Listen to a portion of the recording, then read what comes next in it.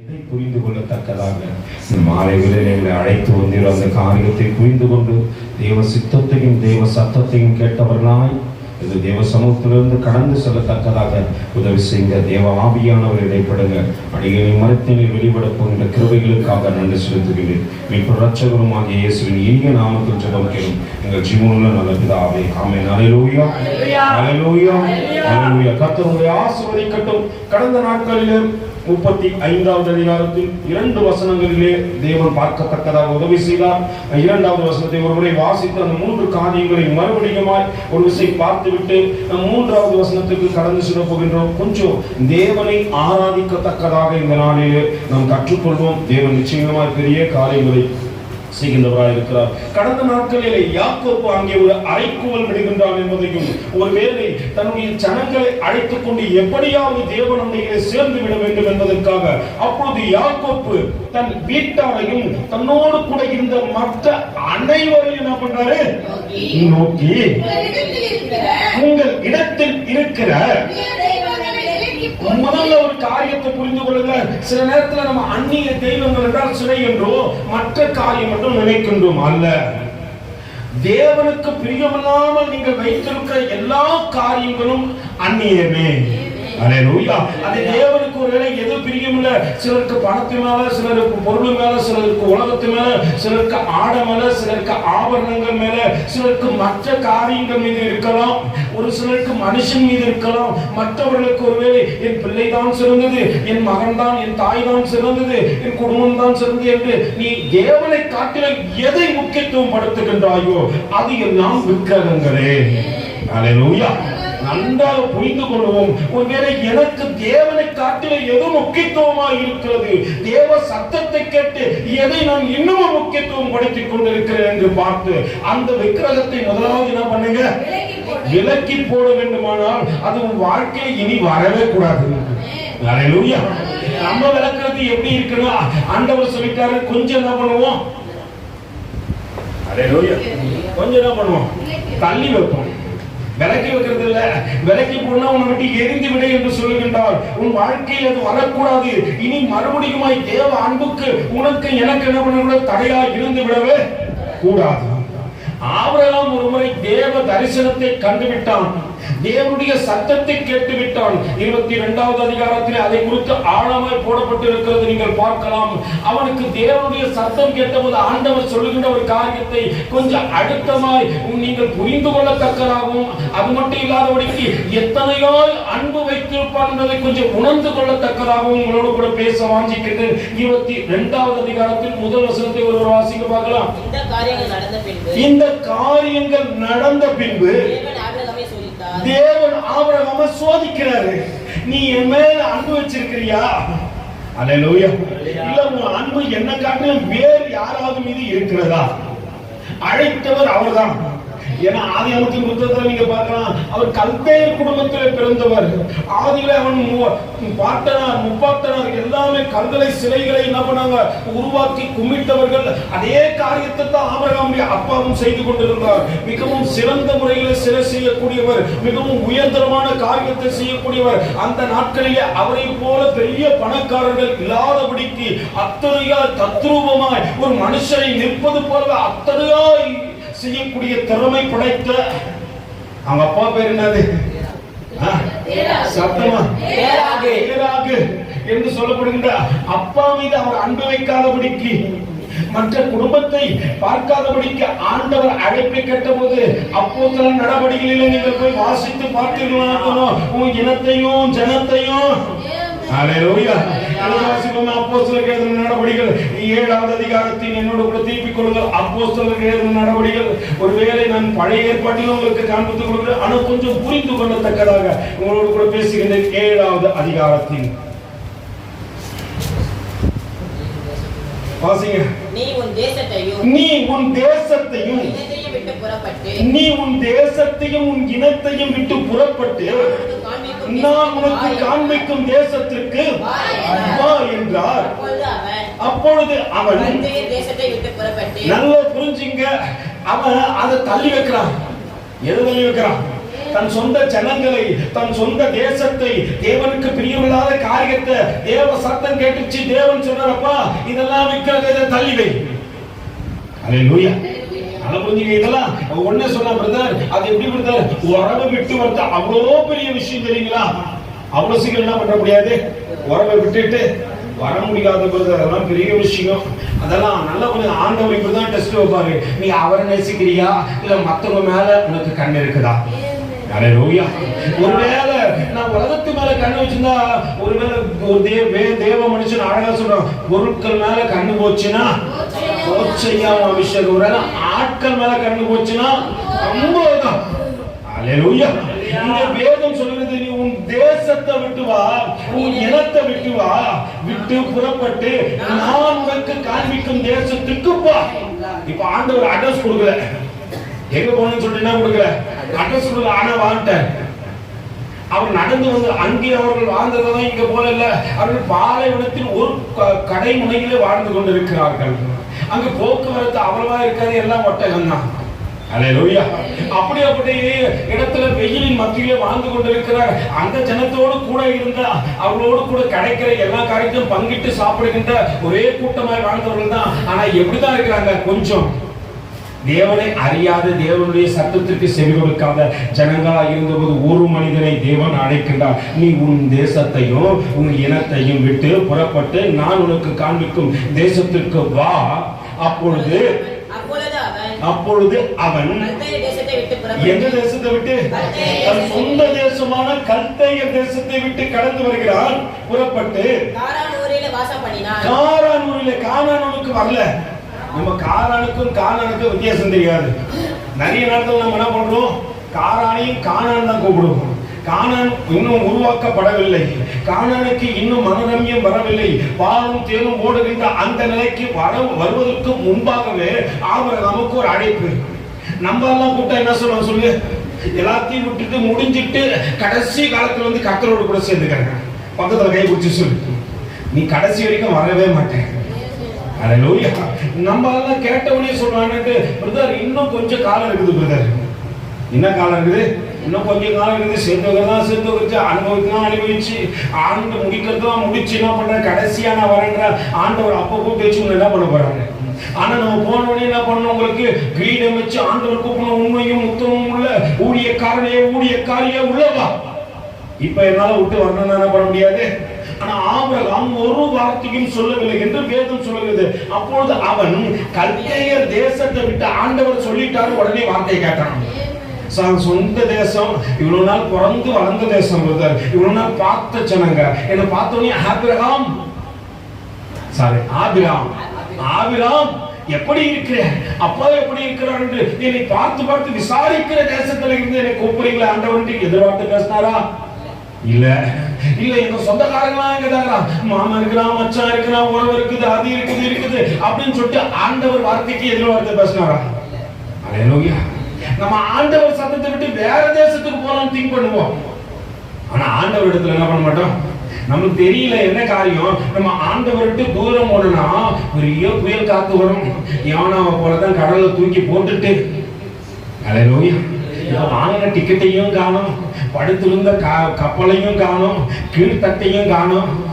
அங்க 3 நாள் யோனா போயிட்டு ஒரே ஆசிட்ல முக்க விட்டு எடுத்தாங்க. இப்போ யோனாக்கு உள்ள ஒண்ணும் முடியல, சரியா படுக்க முடியல, கம்ஃபர்டா இல்ல. முன்னாடி புயல் காத்து அடிக்கும் போது கீழே பெட்ஷீட்டை போட்டு படுத்து தூக்குன யோனா தான். தேவ சத்தத்துக்கு விரோதமா எங்கன்னா ஓடுனா ஒருவேளை இப்படியும் நடக்கலாம். உங்களை பயமுறுத்தல, ஆனா தேவ சத்தத்துக்கு எவன் செவி கொடுக்கிறானோ அவன் வாழ்க்கைய ஆண்டவன் மாத்த வல்லவர். எதோட விசுவாசிக்கிறீங்க? அது நடக்கிற காரியம். இப்ப கையில ஒண்ணுமே இல்லை பிரதர். வந்து காரானூரிலே வாசம் செய்கின்றார். வாசிக்கிறதுக்கு பிற்பாடு அவனுடைய தகப்பன் மரித்த பின்பு அவ்விடத்தை விட்டு இப்பொழுது குடியிருக்கிற தேசத்துக்கு, யாரு அப்பா செத்துட்ட பிறகு அப்பா இருக்கிறவருக்கு எங்கே இருந்தாரு? கொஞ்ச நாள் அங்க இருந்தாரு. ஆனா அப்பா இறந்து தேவ சத்தம் கொஞ்சம் பலமா கேட்க ஆரம்பிச்சிச்சு, ஆண்டவரே நான் வரேன் ஆண்டவரே. இப்ப வந்துட்டாரு, நம்பி வந்து அவருக்கு 22வது அதிகாரத்தில் நடக்கின்ற காரியத்தை பாருங்க. 25 வருஷமா காத்திருந்து அழகான 100 தனியான ஆசீர்வாதம் உள்ள ஒரு மகனை அவருக்கு பெற்றிருக்காரு. இப்ப அவனை பெத்தெடுத்து 12 வருஷம் ஆயிடுச்சு. 12 வயசுள்ள அழகான ஈசாக்கு அந்த ஊர்ல ஓடுறான், ஆடுறான், எல்லாம் சந்தோஷமா இருக்கான். இப்ப ஆண்டவர் சத்தம் கேட்கிறது எப்படியா? வாசிங்க. இந்த காரியங்கள் நடந்த பின்பு தேவன் ஆபிரகாமை சோதித்தார். எப்படி எனில் அவர் அவனை நோக்கி ஆபிரகாமே என்றார். இதோ அடியேன் என்றார்.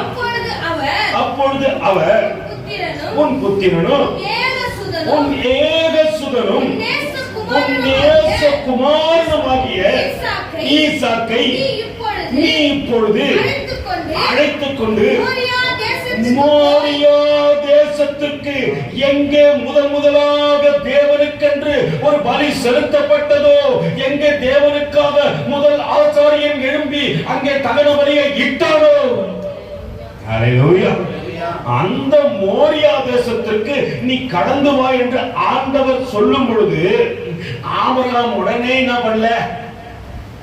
ஹல்லேலூயா.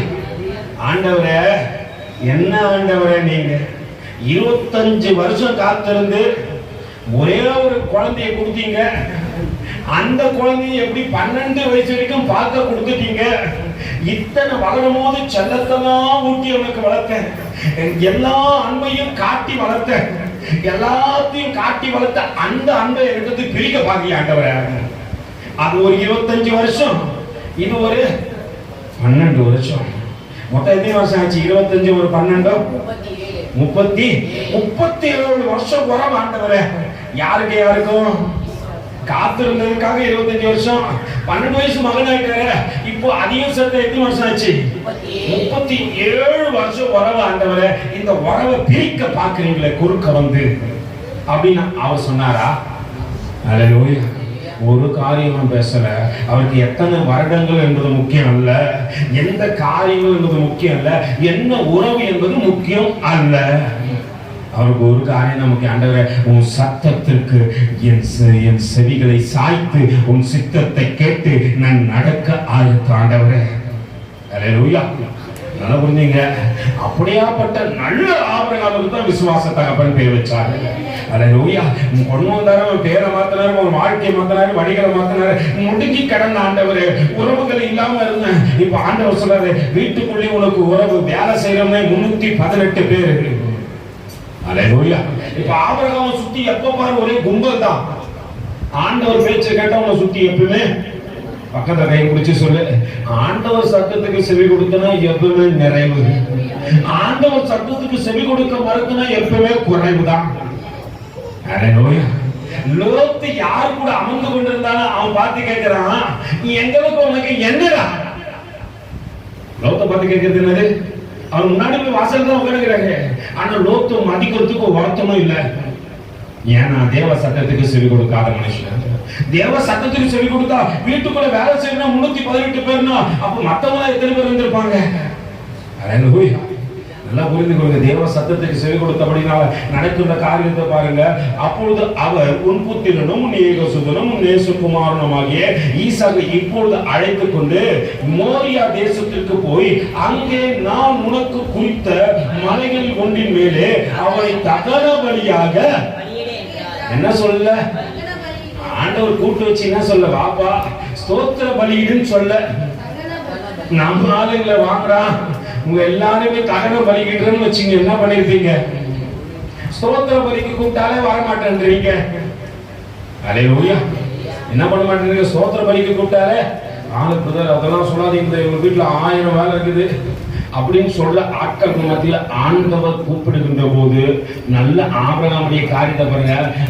ஆபிரகாம் எப்ப இருந்தாரு? இப்ப லேட் பண்ணல. சர்ச்சுக்கு போறதுக்கு என்ன பண்ணல? நம்ம லேட் பண்ண மாட்டாங்க. பக்கத்துல கை சொல்லணும், உங்களை காட்டிலும் நல்லவர் போல இருக்கு. பக்கத்துல கை பிடிச்சி நல்லா குடிக்க சொல்லு, உங்களை காட்டிலும் ரொம்ப நல்லவர் போல இருக்கு. லேட் பண்ணாம அதிகாலையில எழுந்து வாசிங்க, எழுந்து தன் கழுதையின் மேல் அவரே போய் கட்டுறாரு. காலையில் எழுந்து என்ன பண்ணாரு? வேலைக்கார கூப்பிட்டு சொல்ல. அவங்க ஏன் பண்ண போறாங்க? என் ஆண்டவருக்கு ஏதாவது செயல் பண்ணா மகனை பலி கொடுக்க போறது பரவாயில்ல இருக்கட்டும். ஹல்லேலூயா. மகனை பலி கொடுத்தாலும் பரவாயில்லப்பா, இருக்கட்டும், என் ஆண்டவருக்கு இதையும் செய்ய நான் ஆயத்தம். யோபு சொல்றாரு, தேவனிடத்துல நன்மையை மட்டுமே கேட்டு வாங்கிக்கிறீங்க, அல்லேலூயா, தீமையை பெற்றுக்கொள்ளத்தக்கதாக எப்ப கை நீட்ட போற? அல்லேலூயா. யோபு தன் மனைவியை பார்த்து சொல்றாரு, தேவனிடத்துல நன்மையை பெற்று நாம் தீமையை பெற்றுக்கொள்ள கூடாதோ. அந்த வேலை அவர் கை எப்படிதான் இருக்குது, ஆண்டவரே அடிமை நான், ஆண்டவரே நீங்க நன்மை கொடுத்தாலும் வாங்கிக்கிற, தீமையை கொடுத்தாலும் வாங்கிக்கிற, ஆண்டவரே ஒருவேளை இந்த தீமையை அனுமதித்தீர்களானால் எதையோ எனக்கு கற்றுக் கொடுத்து விரும்புகிறீர்கள் அர்த்தம். அல்லேலூயா. நமக்கு ஆண்டவருக்கு நான் கடவுளை தேடுறேன், சர்ச்சைக்கு போறேன், ஜெபம் பண்றேன், ஆராதனை பண்றேன், ஊழியம் பண்றேன், அது பண்றேன், இது பண்றேன், ஆண்டவர் ஆசீர்வதிக்கணும், உடனே கோபம் வந்துடும். அல்லேலூயா. ஏன் கோபம் வந்துடும் சொல்லுங்க? ஆண்டவர் என்னை ஆசீர்வதிக்கல, எதையோ கற்றுக் கொடுக்க விரும்புறாருன்னு நான் என்ன பண்ண மாட்டேன்றேன், புரிந்து கொள்ள மாட்டேன்றேன். எதையோ தேவன் அனுமதித்திருக்கிறார், வீட்டுக்குள்ள தரித்திரம் வருது, எதையோ கற்றுக் கொடுக்க விரும்புறாரு, ஆண்டவரை என்ன என்று கேட்டாதான் சொல்லுவாரு. அல்லேலூயா. ரட்டதுணியா சில நேரத்துல நன்மை வரத்துக்கு சில நேரத்துல ஒவ்வொருத்தரும் உள்ள அனுப்புவாரு. அப்ப நீ என்ன பண்ண, ஆண்டவரை பழிச்சு பேசாத, பழி சொல்றது, ஆண்டவர் உனக்கு தேடணும், உனக்கு கண்டு இல்லையா, மூக்கு இல்லையா, வாய் இல்லையா, நீ அக்கிரமா செய்து கொண்டிருக்கிறாயே, அதை ஆண்டவர் பார்த்து கொண்டு இருக்கிறார, அவருக்கு கண்ணு இல்லதான். அல்லேலூயா. எத்தனை முறை தேவ சத்தத்தை கேட்டாலும் அதை உதாசீனப்படுத்தி விட்டு மறுபடியும் போய் பாவத்தில் நிற்கிறிய, பரிசுத்த குலைச்சல் உண்டாக்குறிய, உன்னை பார்த்து ஆண்டவருக்கு கண்ணு இல்லதான். அல்லேலூயா. எத்தனையோ முறை உனக்கு படிச்சு சொல்றாரு, வீட்டுல தரித்திரம் வருவதற்கு இதுதான் காரணம் என்று எனக்கு சொல்லத்தக்கதாக ஆண்டவர் எத்தனையோ முறை இடைப்பட்ட போது அதையெல்லாம் கேட்காதபடிக்கு மறுபடியும் அதே பாதையில போறேன்னு உன்னை பார்க்கிற ஆண்டவருக்கு கண்ணு இல்லதான். அல்லேலூயா. நல்லா புரிந்து கொள்ளுங்க. ஒருவேளை சில நேரத்துல ஆண்டவர் அனுமதிக்கும் போது, ஆண்டவரே இதையும் அனுமதித்ததற்காக நன்றி ஆண்டவரே என்று சொல்லு. மனம் மாறாத ஒரே ஒரு காரியத்தை புரிஞ்சுக்க, ஆண்டவரே சூழ்நிலைக்கு ஏற்ற மாதிரி நான் என்னை மாத்திக்கொள்ள விரும்புற, ஆண்டவரே எல்லா சூழலிலும் என்னை காப்பவர் நீர் மட்டுமே என்பதை அறிந்திருக்கிற அப்படி ஒரு வாழ்க்கையும் வாழுறேன். ஆபிரகாம் ஒரு காரியத்தை புரிந்து கொண்டான், ஆண்டவர் சொல்லிட்டாருன்னா நான் செய்யணும், அது பாவமான தள்ளி வைக்கணும், அது எனக்கு அன்பு நெருங்குதா இருந்தாலும் உதவி விடணும், அவருக்கு பிரியமானது எதுவானாலும் அது எனக்கு பிரியமா இருந்தாலும் அவர்கிட்ட ஒப்பு கொடுத்தணும். உமக்கு பிரியமானதை செய்ய எனக்கு கற்றுத்தாரும் தெய்வமே, உமக்கு பிரியமானதை செய்ய எனக்கு கற்றுத்தாரும் தெய்வமே,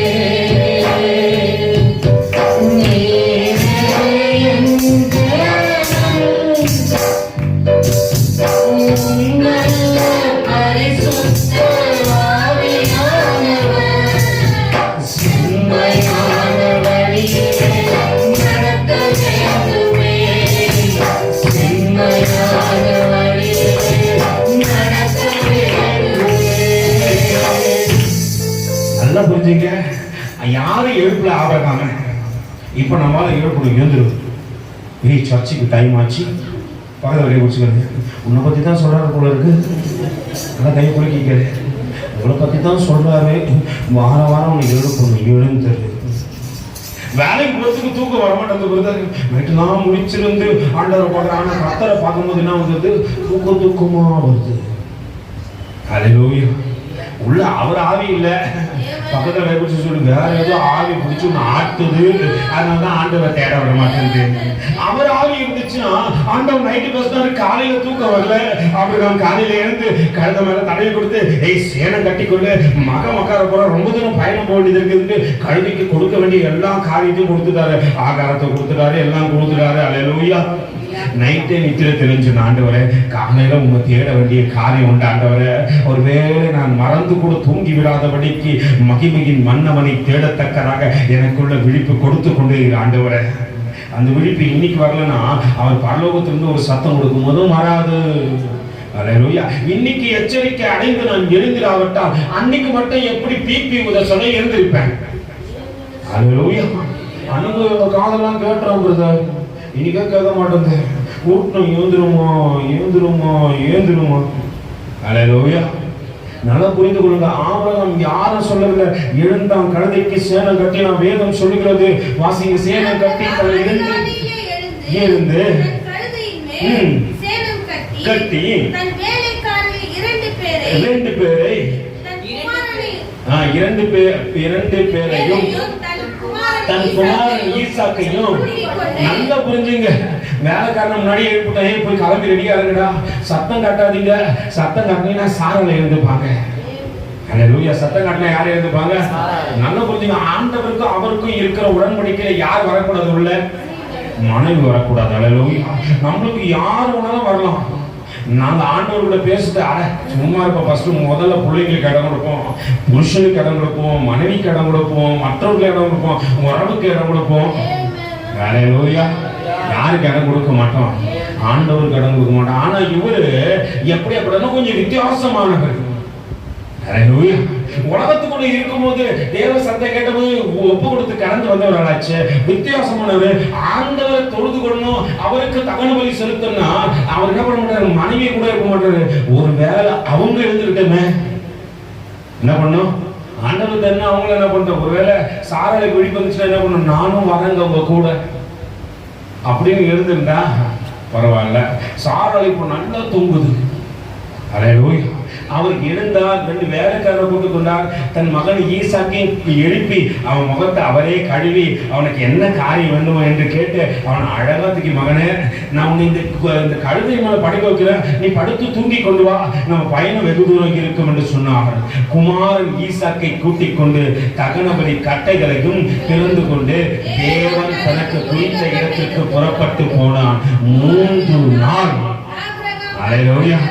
நல்லா புரிஞ்சுங்க. ஆராதனை படத்துக்கு வரான். எத்தனை நாளா நடந்து வரான்? 3 நாளா நடக்கிறான்பா. எங்க ஆண்டவர் குடிச்சு கொடுத்து இடத்துக்கு போறதுக்கு எத்தனை நாளா நடக்கிறான்? நம்ம வீட்டுல இருந்து நடந்து வரணும். ஐயோ, படிக்க வரும்போது பார்க்கணும். ஏன்? அல்லேலூயா. 3 நாள் நடக்கையில் அவனுக்கு எந்த சுரம் இல்லை. ஏன்னா அவன் இருதையெல்லாம் ஆண்டவரை தேடுது. ஆண்டவரே, உனக்காக வர ஆண்டவரே, உனக்காக வர ஆண்டவரே, உனக்காக வர ஆண்டவரே. ஒரு வேலை விஷயம்னா 7 அடுக்கு மாடிக்கு ஏறுவோம். எது நடுக்கு 7? நம்மளால முடியும். அவ்வளோ குச்சி நிச்சுன்னு ஏறி போய் எப்படி என்ன பண்றோம்? இந்த சகோதரிகள் லோன் கொடுப்பாங்க, பார்த்துக்கிறீங்களா?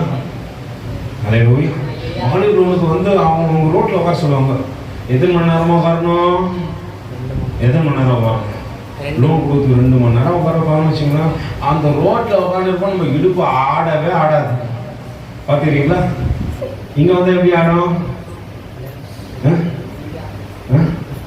இங்க வந்து எப்படி பாடும்? அப்படியே நம்ம இடுப்பு பாவம் அப்படி தூராட்டம்.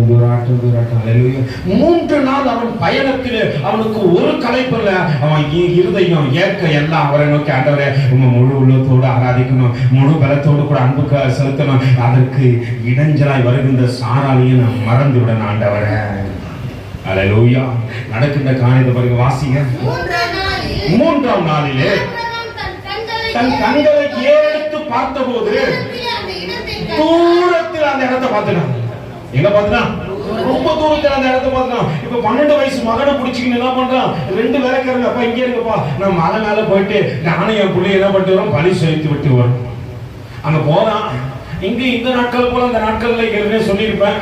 அங்கு ஒரு முறை ஒருவர் பலி செலுத்த வேண்டுமானால் தகன பலிக்கான எல்லா காரியத்தையும் அந்த பலிபீடத்தை கட்டமைக்க வேண்டும்.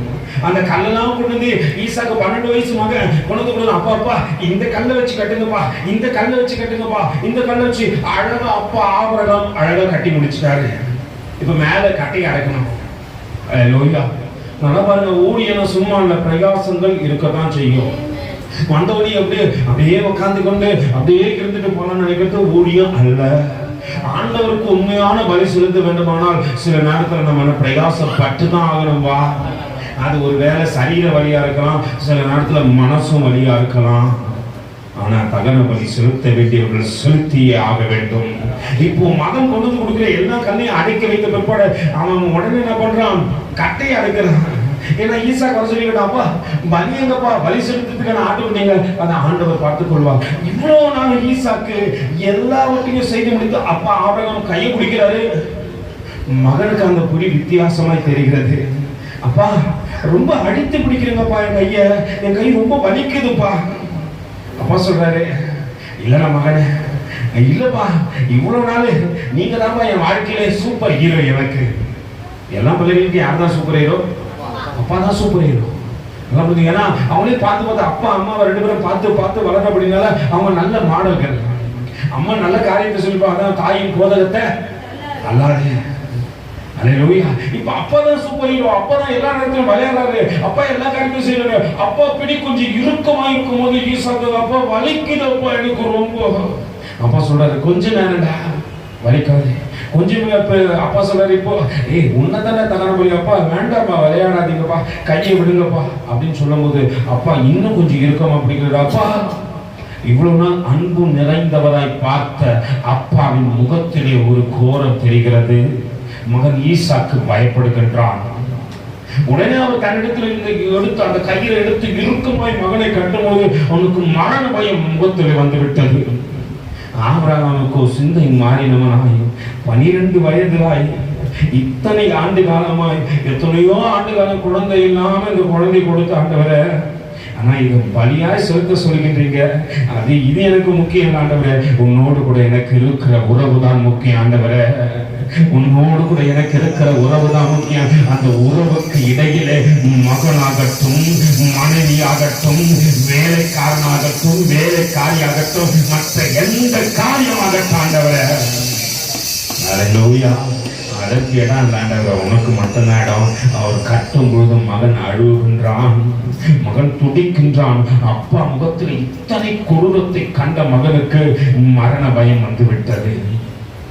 தகப்பன் கட்டி அந்த பலிபீடத்தின் மேல் மகனை எடுத்து போட்டுவிட்டு தன் இடுப்பிலே இருக்கிற அந்த கத்தியை உருவி குத்துகின்ற நேரத்திலே கர்த்தருடைய சத்தம் கேட்கிறது.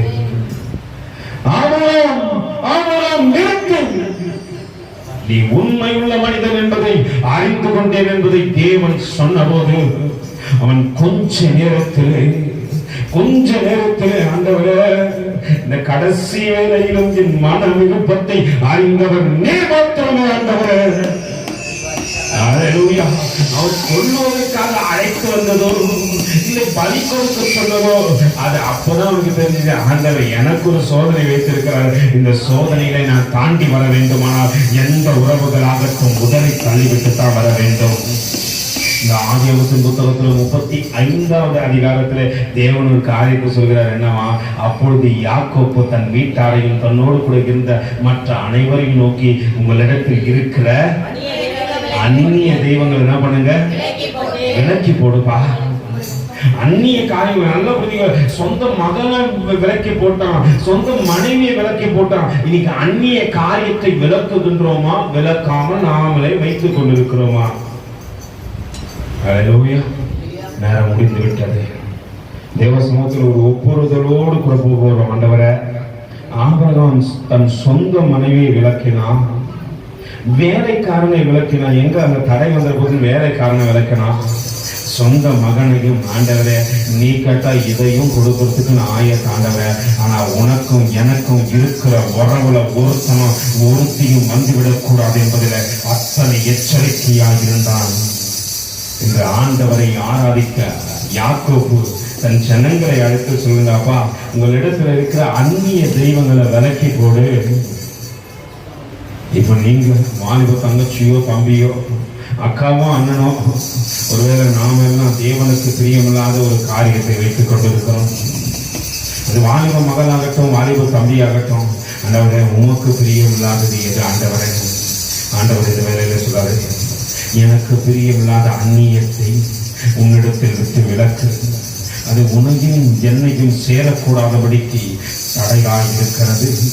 நீ என்னோடு கூட கிட்டி சேரக்கூடாதபடிக்கு அது தடையாய் இருக்கிறது. அந்த அந்நிய காரியத்தை தேவ சமூகத்தில் அப்படியே ஒப்பு கொடுக்க ஆண்டவரே, உமக்கு பிரியமில்லாத காரியம் எதுவாக ஆண்டவரே.